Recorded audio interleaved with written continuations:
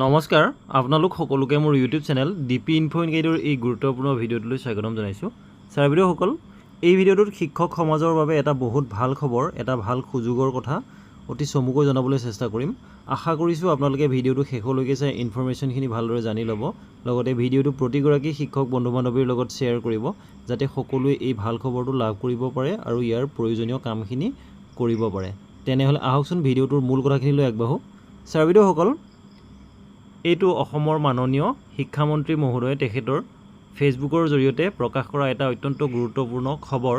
ইয়াত লিখিছে, the portal for self nomination for the national teachers awards 2025 is now open, apply online at, এইটো link দিয়া হৈছে।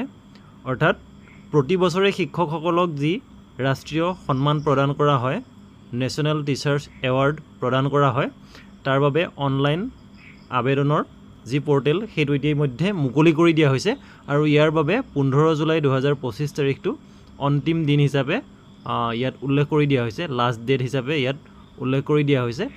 আৰু শিক্ষকসকলে এই লিংকটোত নেশ্যনেল এৱাৰ্ডছ টু teachers.education.gov.in ইয়াত গৈ আবেদন কৰিব পাৰিব। গতিকে ছাৰ বাইদেউসকল, শিক্ষক সমাজৰ বাবে এইটো এটা অত্যন্ত গুৰুত্বপূৰ্ণ খবৰ, যাতে যোগ্য শিক্ষকসকলে এই স্বীকৃতি লাভ কৰিব পাৰে, তাৰ বাবে তেওঁলোকে নিজৰ নামটো আবেদন কৰিব লাগিব। গতিকে ছাৰ বাইদেউসকল, এই গুৰুত্বপূৰ্ণ কথাখিনি এই ভিডিঅ'টোৰ জৰিয়তে চমুকৈ জনাবলৈ চেষ্টা কৰিলোঁ। আশা কৰিছোঁ ভিডিঅ'টোৰ কথাখিনিৰ পৰা আপোনালোকে উপকৃত হ'ব পাৰিব। ধন্যবাদ।